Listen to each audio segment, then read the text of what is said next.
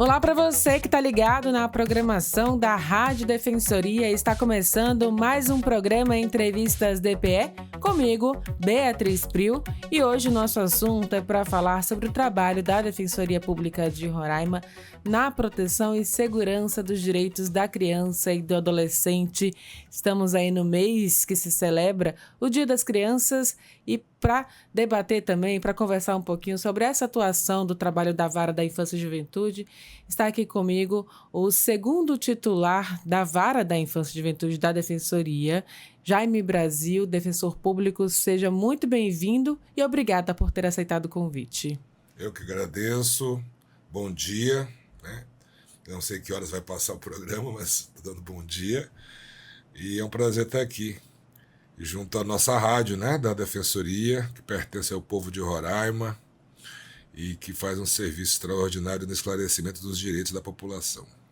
Defensor, a gente tem aí bastante assunto para falar, porque a vara é bem atuante e tem muita demanda também. E falando nessas demandas, eu queria que o senhor pontuasse, quais são as principais demandas, de fato, que chegam até vocês, quais as principais necessidades, pedidos, que chegam até a Vara da Infância e Juventude. Dentro dos ramos do direito, digamos assim, a área, seria um ramo do direito à infância e juventude, é a que concentra, pela própria força da legislação, o mais amplo espectro de ações variadas no sistema de justiça. Isso por quê? Porque uma vara criminal atende especificamente, às vezes, crime contra o patrimônio, assim dividido, crime contra a vida. São áreas criminais divididas em suas especificidades. Na vara da família atende, muitas vezes, apenas a questão de separação, pensão e guarda, e a área civil faz parte do ramo civil. Aí a parte de dívidas, de contratos em outra vara, a parte de ações contra e assim por diante. Direito da infância e juventude, não. Na nossa área, nós atendemos desde crianças em situação de risco em trabalho indevido, e aí o MPT, que é Ministério Público do Trabalho, que é federal, nos aciona. Atuamos na parte infracional, que seria o correspondente aos crimes cometidos por menores de idade, entre os 12 e 18 anos. Atuamos na parte protetiva das crianças, onde a criança ou o adolescente também necessitem, por acaso, porventura, da proteção do Estado contra situações de risco, de vulnerabilidade, abuso e assim por diante. Atuamos na questão de guarda, quando a criança ou adolescente se encontra em risco, apenas nessas situações, porque se não houver risco, ela é tratada na vara de família comum. Atuamos na adoção de crianças, sejam elas pela adoção, digamos assim, ordinária, aquela que os adotantes se inscrevem na lista nacional de adotantes e as crianças também estão nessa lista, e aí é todo um procedimento de aproximação para possível adoção, bem como aquelas adoções especiais, onde a criança já convive com algum parente ou algum amigo ou alguma pessoa já há alguns anos e há necessidade, há o desejo ali de que se desenrole a adoção. Atuamos até mesmo em relação à questão da migração. Temos aqui em Roraima um fenômeno muito próprio, diferentemente do restante do Brasil, onde nós temos refugiados chegando. Essa é a categoria que o direito internacional impõe a nós, ao sistema de justiça, para que o tratemos como refugiados, e assim são tratados, e nós temos, inclusive, uma área específica junto à CAP, que é o nosso centro, digamos assim, concentrado de atendimento aqui na capital, que recebe por mês inúmeras situações de crianças e adolescentes desacompanhadas. São vindas provenientes principalmente da Venezuela, e que temos que dar aí, digamos, todo o atendimento necessário. Por quê? Porque a nossa Constituição, no artigo 227, onde ela estabelece todos os direitos e garantias fundamentais da criança em si e do adolescente, ela também estabelece, a Constituição, que não há diferença de direitos entre o estrangeiro e o nacional quando residentes no Brasil. Então, todo esse serviço público de saúde, do SUS, de educação, vaga em escolas, de creche, de atenção de moradia, e assim por diante, de assistência social e assim por diante, todos esses serviços públicos são direitos também dos adolescentes e crianças refugiadas aqui em Roraima. E nós atuamos nesse sentido. São muitas temáticas, então, que a gente pode até destrinchar melhor aqui durante a nossa conversa, mas, assim, na sua opinião, defensor, quais são os direitos que mais são violados, né, nesse quesito enfim, contra a criança e adolescente, que a Defensoria tem agido para combater essas violações, além da questão migratória também, da questão família, ou o senhor destaca a questão da família como uma prioridade também? É porque quais os direitos mais violados das crianças, né, e adolescentes no Brasil. Eu fiz uma pesquisa sobre isso, porque, na verdade, a Defensoria não atua exatamente em relação à violação de direitos, né? A gente atua, na verdade, na garantia dos direitos, né? Nós nos antecipamos à falta desses direitos. E eu, pesquisando a respeito disso, já que foi uma pauta que vocês me colocaram, me chamou a atenção que e isso é um tema que me interessa muito, que foi feita uma pesquisa em 2019, se eu não me engano, 2018, sobre exatamente essa pergunta que você me fez, que é o seguinte: o direito mais atacado das crianças e adolescentes no Brasil é a falta, pasme, de saneamento básico. E é uma coisa que a gente vê aqui em Roraima, também em Boa Vista, né? Em Boa Vista nós temos apenas 64% da cidade de Boa Vista com esgotamento sanitário, onde eu me atrevo a dizer, dada a minha atuação também na militância ambiental desde muito jovem, que quase a totalidade do esgoto sanitário coletado, apesar de coletado, vai parar nos cursos d'água da própria capital e no Rio Branco. Não é tratado. Você pode passar, se você não estiver andando de carro de ar-condicionado, com os vidros fechados, toda região baixa da cidade, onde nós cruzamos por um igarapé algum curso d'água, tem cheiro de esgoto. E tem cheiro de esgoto porque o esgoto daquela região está descendo para aquele fundo de vale e está escorrendo para algum igarapé. Isso tudo afeta diretamente a saúde da população como um todo e principalmente a saúde das crianças e adolescentes que têm menos imunidade, que ainda estão construindo seu sistema imunológico, né? Não são adultos ainda, não têm a resistência necessária. Esse é o direito fundamental mais atacado, digamos assim, ou menos observado pela sociedade brasileira. Agora, eu diria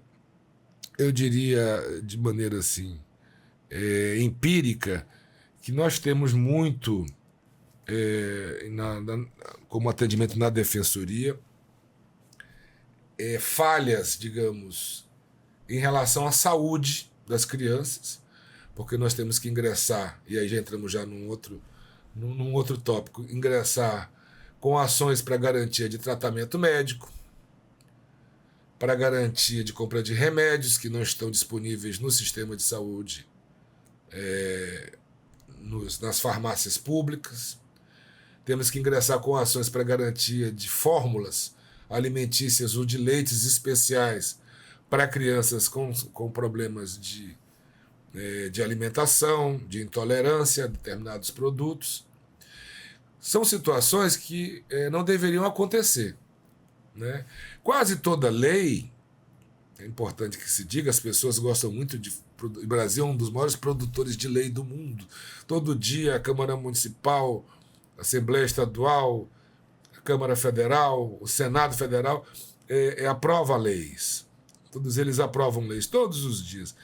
A lei, na verdade, é sempre quase sempre uma grande derrota da sociedade. Lei não é vitória. Se foi necessário aprovar uma lei Maria da Penha, que é tão necessária à nossa sociedade, é porque a sociedade não sabe agir por si mesma da maneira como deveria.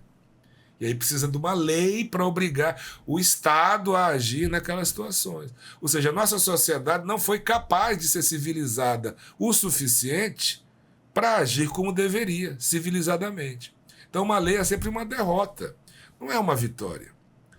De forma que, mas de qualquer maneira, ela é muito necessária quando a sociedade não se comporta como deveria. De forma que essas ações, por exemplo, em relação à proteção da saúde das crianças e adolescentes, são necessárias, nós as fazemos com toda a celeridade e competência possíveis e acredito que tenhamos, por parte da população, esse reconhecimento do nosso esforço, mas elas são derrotas da sociedade roraimense.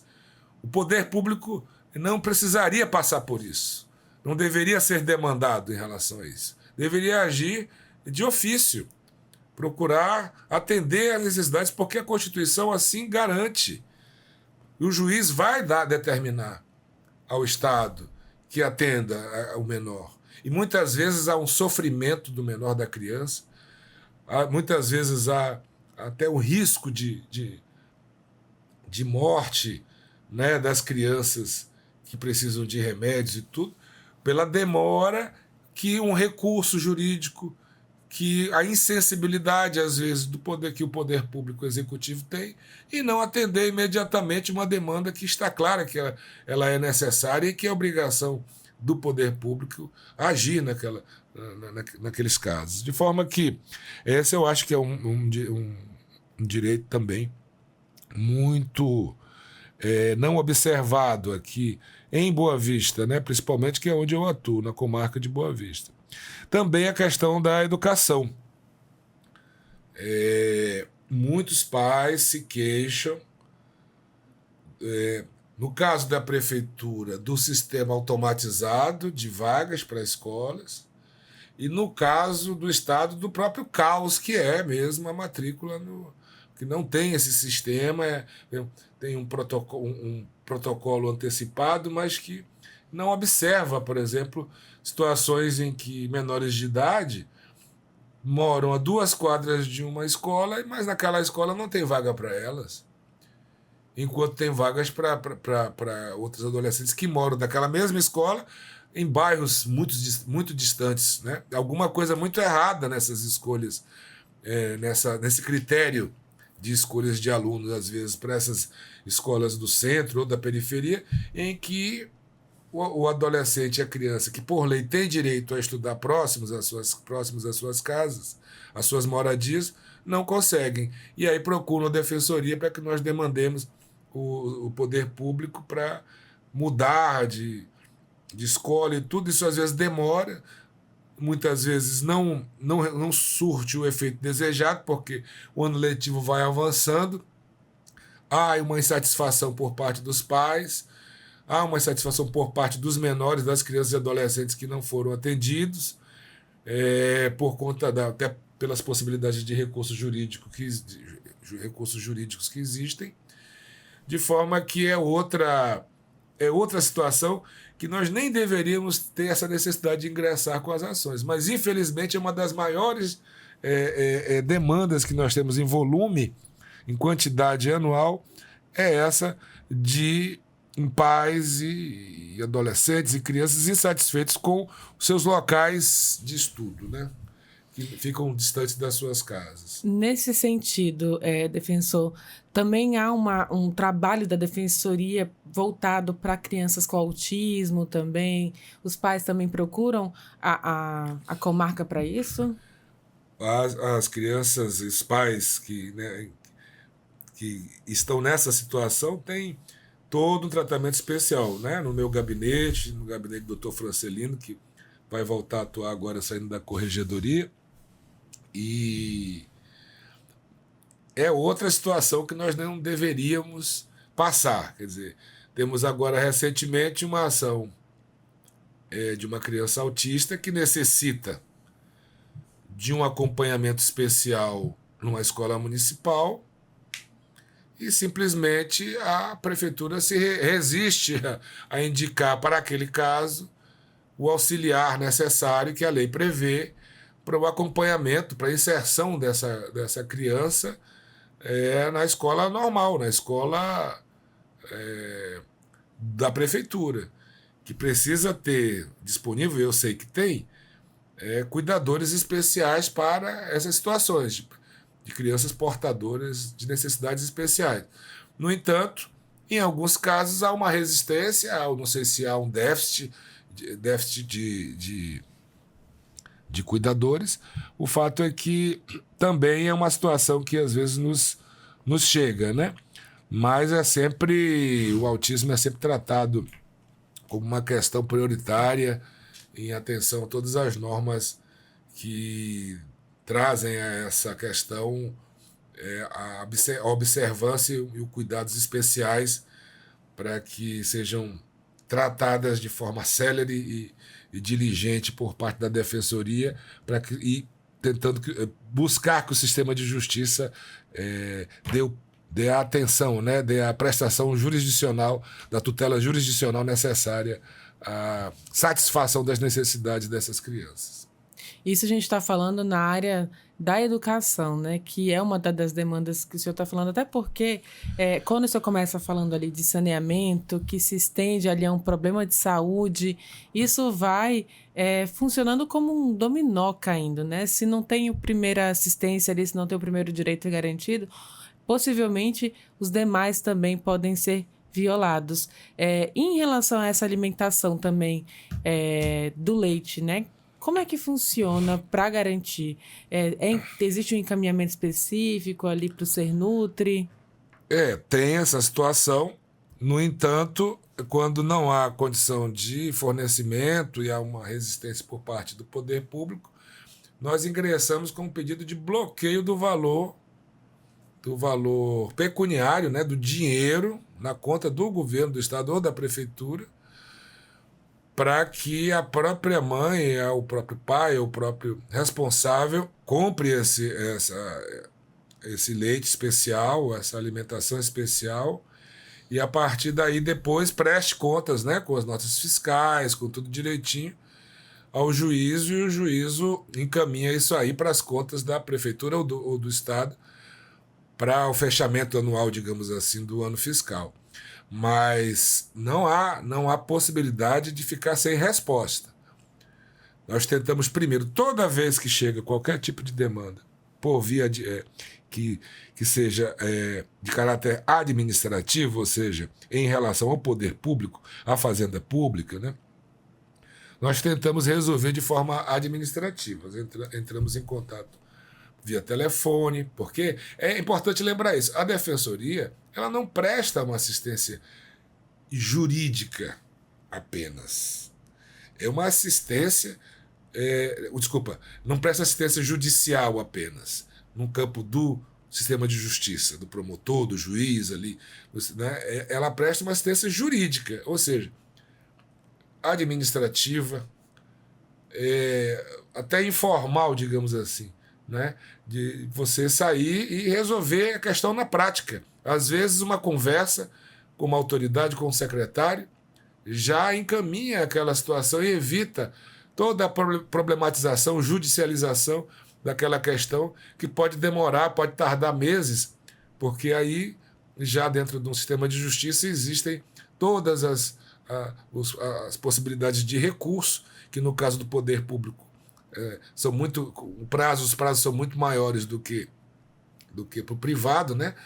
Para o demandado privado, de forma que é isso que nós fazemos. Nós tentamos resolver de todas as formas para não judicializarmos. Não sendo possível, a gente judicializa, e o Estado não tendo condição, o poder público não tendo condição de fornecer aquele alimento, a gente pede o bloqueio do valor, do dinheiro, para que possamos comprar o alimento e fornecer aquela criança, aquele adolescente.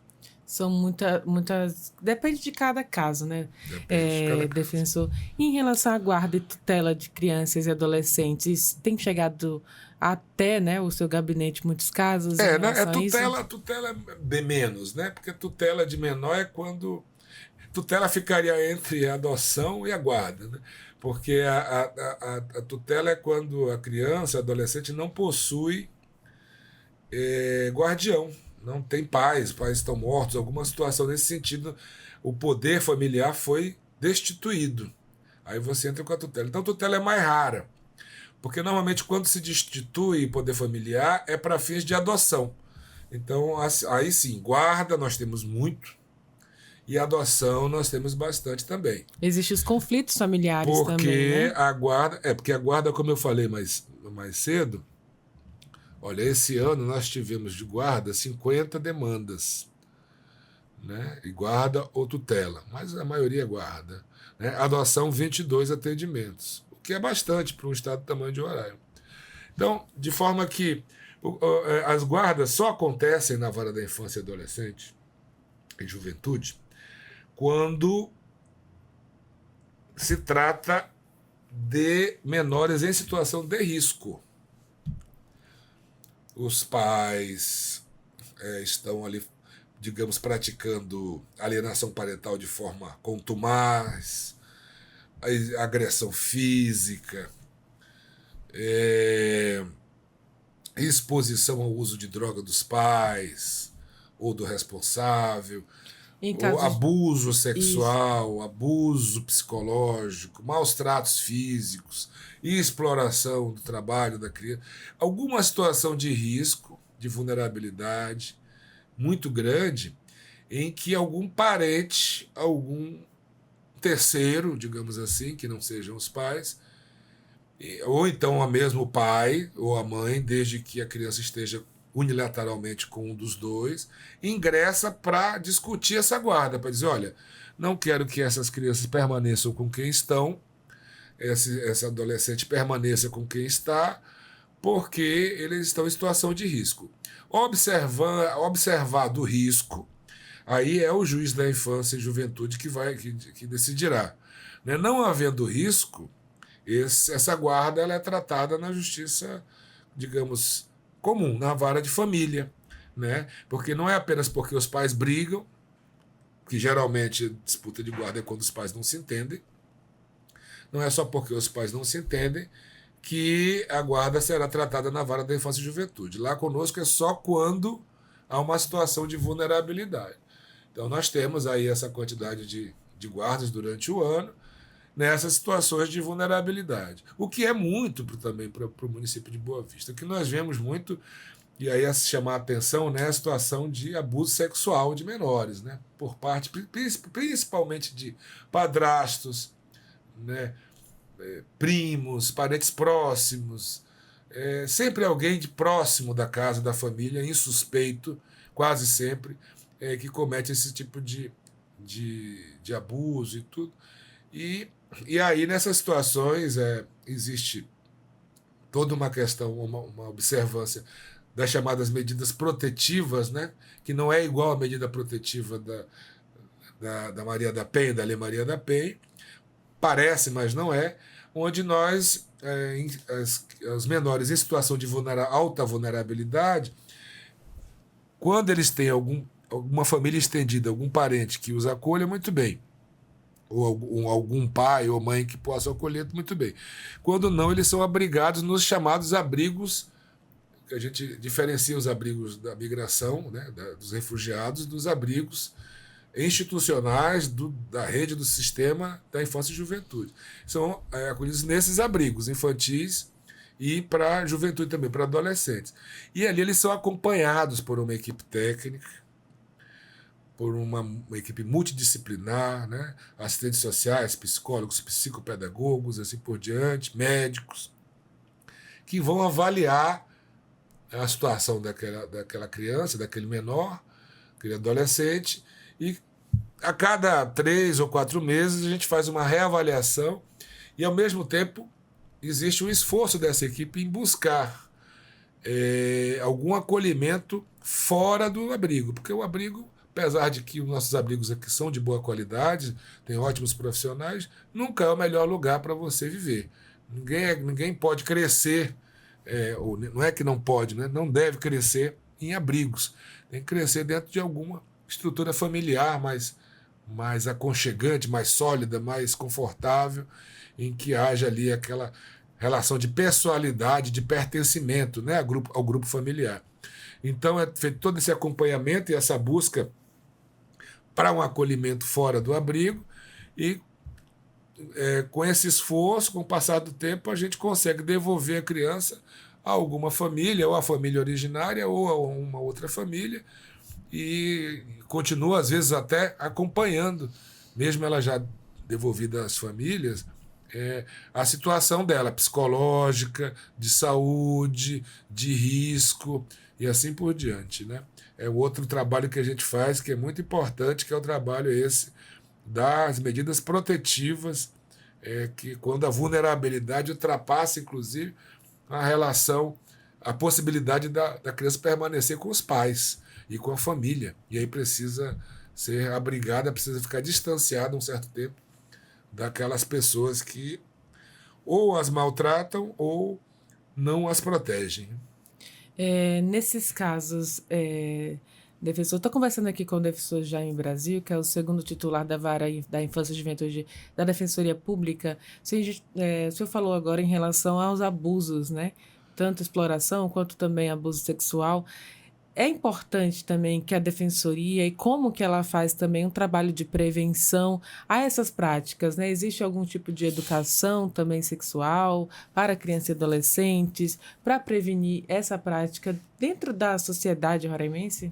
Nós fazemos parte de um macrogrupo da primeira infância, onde aí todos os órgãos, entidades da sociedade civil né, participa, né? Você tem o Ministério Público, você tem o Tribunal de Contas, a Defensoria, o Judiciário, é um macrogrupo. Existem também os conselhos tutelares, existe toda uma rede de proteção, né, que atua nessa, digamos, educação preventiva, vai às escolas, né? Eu tenho tido pouco tempo de fazer esse tipo de atividade, porque o meu colega, Dr. Francelino, está atuando como corregedor há já quase 4 anos, eu estou acumulando as duas varas, a primeira vara, a primeira defensoria da infância e juventude, e a segunda, que é a minha. Então, quase todos os dias eu tenho audiências e tudo mais, atendimento, e tenho os processos, e aí resta-me pouco tempo para visitar escolas, esse tipo de situação. Mas existe muita gente engajada digamos assim, na educação e digamos, nos alertas, né? Ensinando os alertas que devem ser observados nessas situações, principalmente em escolas. Grande maioria dessas situações nos chegam de medida protetiva por conta de abusos e tudo, a partir da observância das professoras, dos professores, dos colegas também, que avisam os professores, dentro de sala de aula. É um lugar onde normalmente essa situação é identificada, aí é encaminhado para o Conselho Tutelar notifica o juízo, né? E o juízo, de ofício, ele pode determinar a medida protetiva, e nós somos instados, somos convidados a acompanhar também, né? Na medida do interesse dos menores envolvidos, porque essa também é a nossa missão constitucional e legal, como defensores, né? Como Defensoria Pública. E em relação já as crianças e adolescentes, na verdade, já na juventude, que cometem algum tipo de infração também, vocês fazem esse acompanhamento com crianças crianças, na verdade, já adolescentes, né? São adolescentes. Que passam por medida socioeducativa? Isso. Os adolescentes em conflito com a lei, como nós chamamos, é sempre uma preocupação muito grande, porque apesar de a lei dos maiores, digamos assim, a lei penal, né, a Lei de Execução Penal especificamente, a LEP, dizer que ali são reeducandos, que a sociedade tem que reeducar os presos, os que estão em conflito com a lei, os maiores de idade, a gente sabe da dificuldade que o Estado brasileiro tem, né, e em fazer valer, em exercer realmente, em fazer existir esse direito. Na verdade, a gente sabe que a grande maioria das unidades carcerárias no Brasil são unidades de maus tratos, de tortura, de degradação da condição humana, e que não, e muitas delas não têm a menor condição de recuperar esses cidadãos que estão envolvidos em conflito com a lei. Os menores em conflito com a lei ainda é mais profunda e mais determinada a dizer que ali não é um lugar para punição, não é um lugar para reprimenda.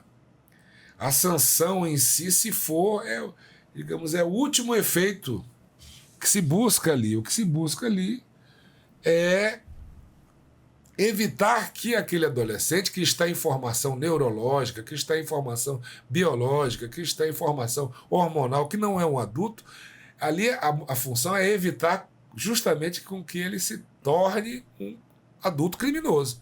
Então, um menor que comete infração, a nossa missão como sistema de justiça, ou seja, não só a minha como defensor, mas do juiz, do promotor, é fazer de tudo para evitar, para reverter aquela situação, para que ele se torne o maior longe do conflito com a lei.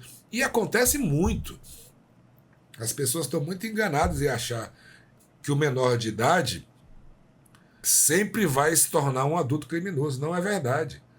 Muitos mudam, porque isso aí, ninguém escolheu a idade de 18 anos para a maioridade do nada. Isso foi criado a partir de estudos científicos, que apontam que com 18 anos você já tem praticamente uma formação neurológica, biológica, assim como eu falei, já completa. E a partir dali você pode ser chamado de adulto. Mas antes disso não, você ainda tem muita coisa a mudar. E muita gente muda. Muita gente. E infelizmente alguns não. O CSE hoje, para mim hoje, é um exemplo para o Brasil de unidade de privação de liberdade de menores, comparada ao que já foi. O CSE já foi denunciado até por organismos nacionais de controle de tortura como um ambiente de tortura. Lá já ocorreram mortes terríveis, situações de rebelião, né, que envolveram mortes e destruição do patrimônio público. E hoje em dia nada disso acontece. E é interessante, é uma provocação que eu faço, inclusive para os punitivistas de plantão.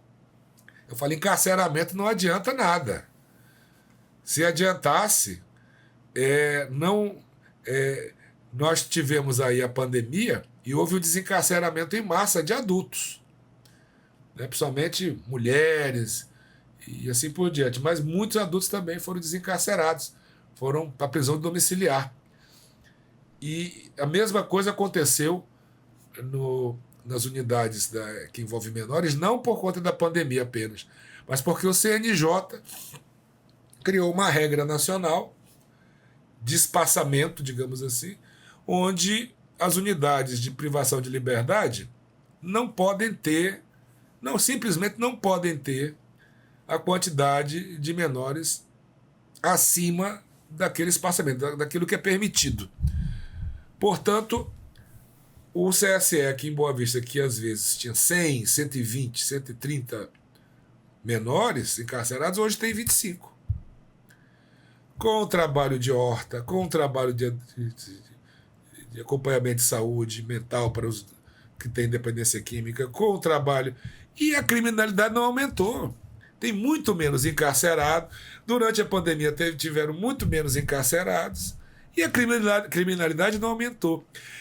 As facções, que são o grande problema do encarceramento hoje no Brasil, elas se nutrem justamente da brutalidade, da incivilidade no tratamento do encarcerado. Se você trata o encarcerado de forma humana, não estou cumprindo a lei como seres humanos que somos civilizados, não tem como essas facções crescerem nesses ambientes. Porque o preso, vamos falar aqui do adulto, que cometeu um crime, ele sabe que ele cometeu um crime. Ele não acha injusto ele ser punido, não. O que ele acha injusto é ele ser esculachado, maltratado, humilhado, depreciado.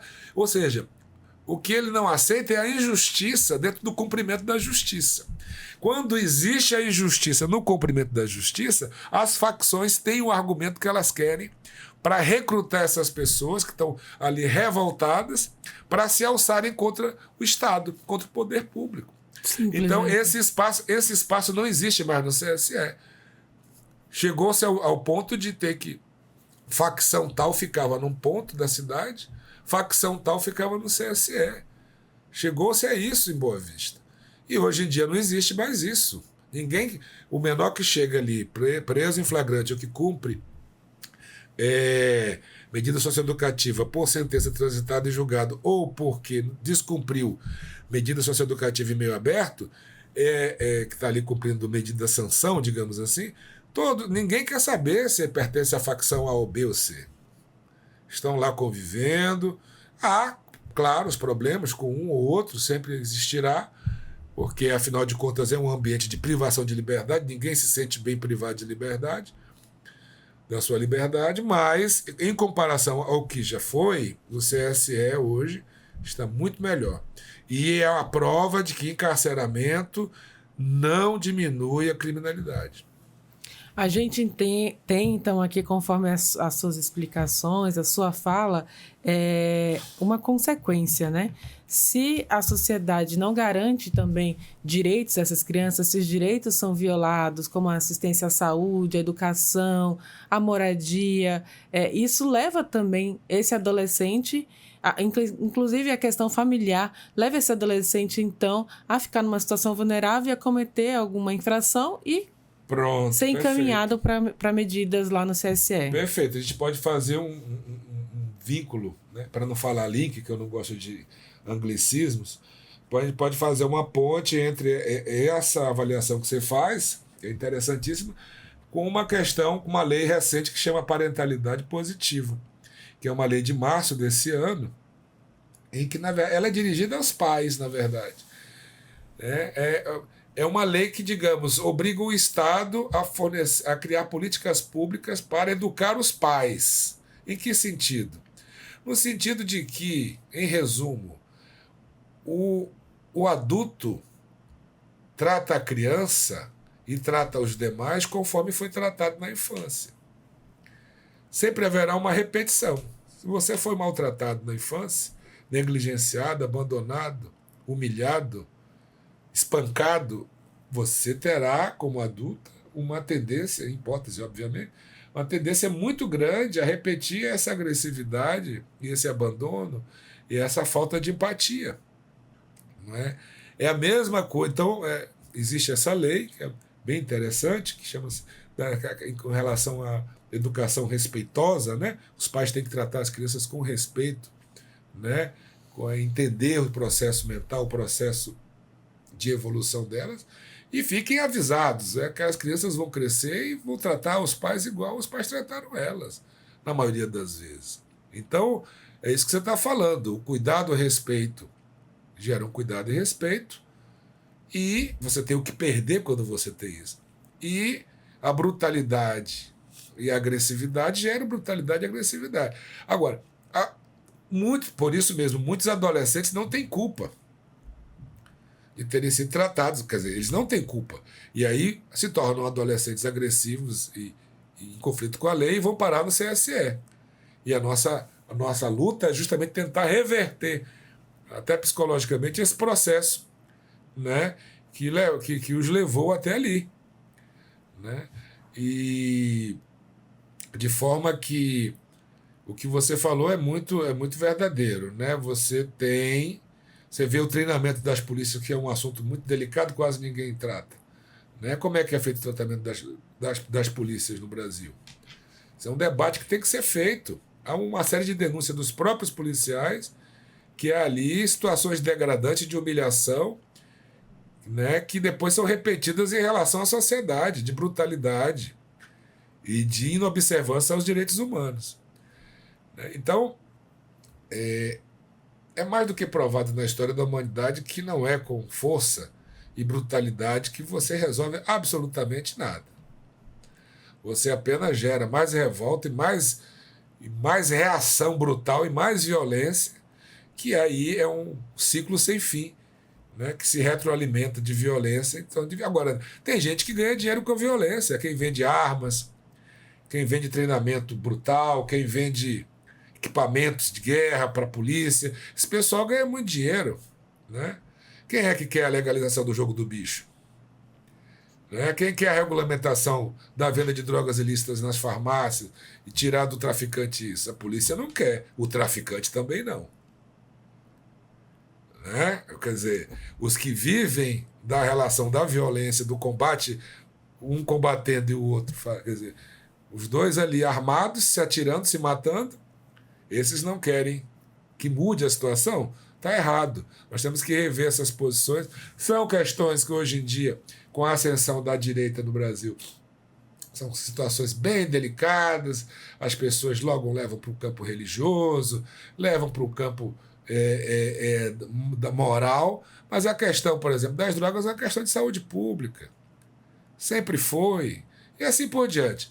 É um debate que vai longe, mas acho que a gente já abordou um bocado de coisa aqui, mas é para dizer que os adolescentes e as crianças têm em Boa Vista excelentes juízes, promotores, defensores e sem falsa modéstia, acredito que fazemos o melhor possível, né? E esperamos continuar assim e melhorarmos pouco a pouco, conforme nossas possibilidades. A gente tem, então, todo um cenário que o senhor pontuou, abordou e falou também sobre essa atuação da Defensoria Pública, né, pela Defensoria Especializada da Infância e Juventude, na proteção desses direitos das crianças e adolescentes.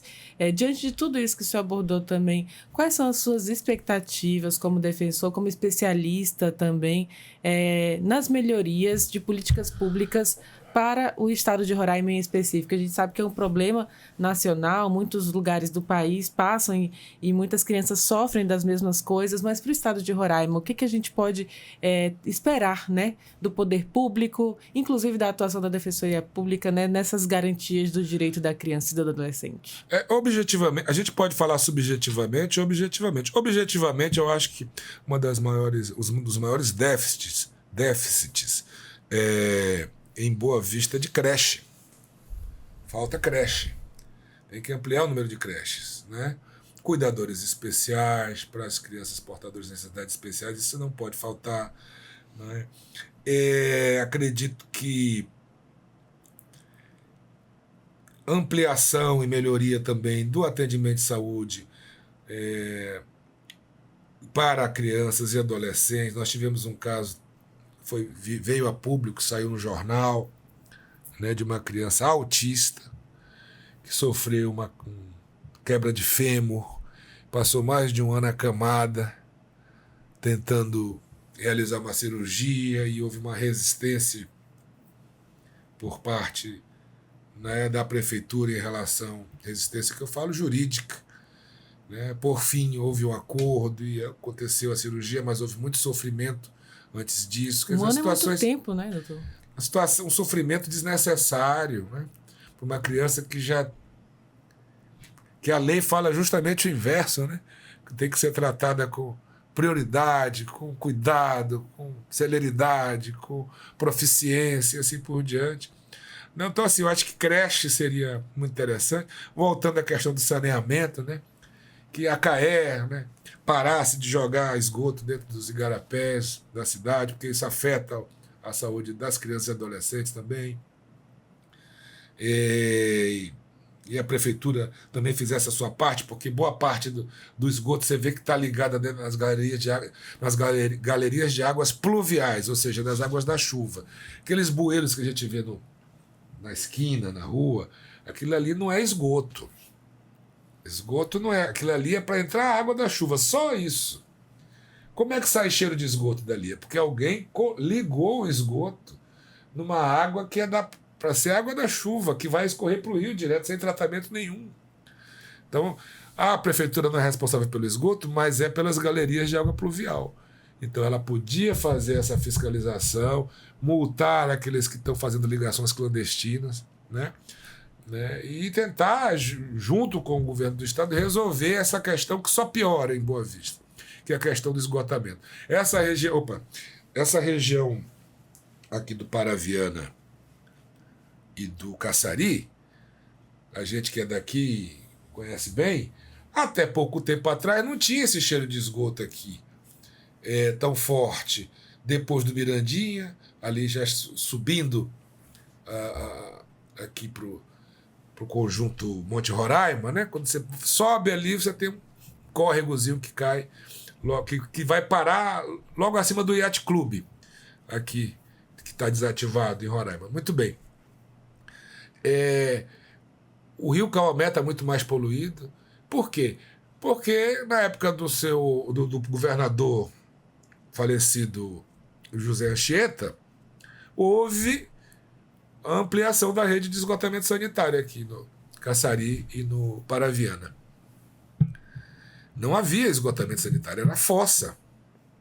A fossa não é uma solução definitiva, mas pelo menos era menos agressiva do que esse esgotamento. Por quê? Porque criaram a rede de esgoto todinha aqui no Caçari e no Paraviana, só que não é bombeada, as bombas não funcionam, o esgoto vai cair no Cauamé, vai cair no Mirandinha e vai cair nesse curso d'água que fica logo aqui, perto do Yacht Club. Ou seja, uma coisa que era para melhorar a qualidade de vida e a saúde pública da população de Boa Vista, piorou. Então isso aí é uma atenção também que poderia ser feita pelo poder público, né? No mais, eu acredito que nós estamos avançando, pelo menos em relação à questão da consciência, de saber que criança não pode ser espancada, de que criança não pode trabalhar. Por que filho de... mas tem que ganhar o pão. Ninguém está numa situação... Às vezes o pai, coitado, não tem nem a formação intelectual, nem sabe. Isso não é desculpa, mas às vezes os pais também tiveram uma infância difícil, não tiveram a formação correta, colocam o filho para trabalhar cedo em situações que não são permitidas, como a olaria, por exemplo, e outras situações assim. E isso a gente entende o quê? Que ninguém está numa situação como essa, de precariedade, porque quer. Por exemplo, mães e pais que ficam com seus filhos de madrugada, de noite, ou mesmo de dia, nas calçadas pedindo dinheiro. Está errado. Vocês estão colocando aquelas menores. Os pais podem pedir o que quiser, podem fazer o que quiser. Mas colocar os menores em risco, né? Então o poder público tem que estar atento a isso. Perguntar por que está ali. Porque, se for refugiado, por que não está no refúgio? Se não for refugiado, por que está ali naquele lugar? Cadê sua casa? Por que não está estudando? Por que está no meio da rua? Né? Então, a vulnerabilidade que está sendo colocada àquela criança, ninguém... Aí fala, mas está ali porque precisa. É claro, ninguém fica numa situação dessa porque gosta. Porque escolheu, né? Mas existem mecanismos do poder público para acolhimento e proteção daqueles menores. Né? Não é possível. Nós já fomos uma cidade até recentemente que não tínhamos nem um menor de rua, nem uma criança de rua. A migração também veio também. Sim, mas a migração a gente tem conseguido dar. Eu moro perto da Praça da Bandeira e eu passeio sempre com uma cadela que eu tenho, uma cachorra que eu tenho, todas as tardes. E um dia, estava lá na Praça da Bandeira, que eu conheço todo mundo ali, cresci ali, tinha uma família, uma senhora com 5 menores de idade morando no banheiro da praça. a senhora que comanda o quiosque principal de lá, o mais antigo, cedeu o banheiro para ela dormir, né? E estava acolhendo ela ali. Aí eu fui conversar com ela, perguntar por que ela não estava no abrigo. Ela falou, porque me mandaram para um abrigo muito perigoso, aquele lá da rodoviária, não me senti bem com as minhas crianças, a maioria meninas, tinham até cirurgiada. Ela estava morando na praça. Falei, a senhora aceita ir para um abrigo melhor, mais protegido? Ela falou, aceito. Eu conversei com o juiz, doutor Marcelo, que comanda lá a divisão de proteção, que nós chamamos a divisão de proteção, foi ao encontro, fez a entrevista com ela. No outro dia de manhã cedo, o carro pegou essa família e levou para o abrigo. Quer dizer, existem... Eu acho que a população tem que acionar também o Poder Judiciário, tem que ligar e falar, olha, tem essas crianças aqui em situação de vulnerabilidade. Não pode ficar assim. Eu quando vejo família na rua pedindo dinheiro, assim, quando é uma vez não vejo mais naquela região, ok. Pode ser que você chegou há pouco tempo na cidade, não está abrigado ainda, não tem um lugar para ficar, está ali na rua naquela situação. Mas quando eu vejo recorrentemente a pessoa nos mesmos pontos, né, porta de banco, pedindo, já vira ali como um costume, né, eu mesmo ligo para o judiciário. Além de defensor, mas como cidadão. Como também. cidadão, falo, olha, está errado, essa senhora está toda a vida, ou esse senhor está toda vez eu encontro com eles aqui, nessa mesma situação. Alguém tem que vir aqui conversar com eles, saber que história é essa. Procurar saber onde é que estão dormindo, por que estão na rua. Porque a questão não é o maior. O maior de idade não tem problema. A questão é o comprometimento do futuro dessas crianças e adolescentes que estão nas ruas. Né? É um comprometimento muito grande, porque se estão ali, não estão estudando. E aí? Quando é criança, dão dinheiro. Quando é adolescente, não dão mais. Aí ele vai fazer o quê? Vai furtar? Vai roubar? Porque aprender não aprendeu nada, não foi à escola. Então, são situações que a gente tem que estar atento, que dá para evitar, porque a estrutura da operação acolhida é suficiente para acolhê-los, e a gente evitar, se por acaso existir, né, não estou falando que existe, pessoas mal intencionadas que querem mesmo se aproveitar dos menores de idade para oferir o dinheiro ali, que é mais fácil pedir com uma criança de colo do que sozinha, né? Do que sozinho. São muitas situações aí de vulnerabilidade, então a gente citou várias aqui, desde dentro da família até crianças que moram na rua, defensor. E assim, a gente vê o seu empenho, né, e todo o trabalho da defensoria também dentro dessa rede em resguardar esses direitos, como o senhor falou no início, né? Não trabalha para combater violência, mas trabalha para garantir esses direitos e como a palavra já diz, a defensoria defender os direitos de todo cidadão, incluindo os das crianças e adolescentes. Queria deixar esse espaço para o senhor fazer essas considerações também, pontuar aqui aquilo, até que a gente possa não ter comentado, mas fique à vontade. Eu gosto de falar muito eu também. E eu não deixei você falar.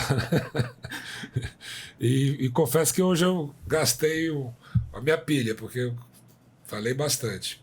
E falei bastante graças ao acolhimento que vocês me deram, você, Beatriz, me deu, muito bem conduzida a entrevista, agradeço pelo convite, agradeço pelo espaço, acho que esse espaço é essencial para a sociedade roraimense tomar ciência não só dos seus direitos, mas das situações sociais que envolvem a efetivação desses direitos, né?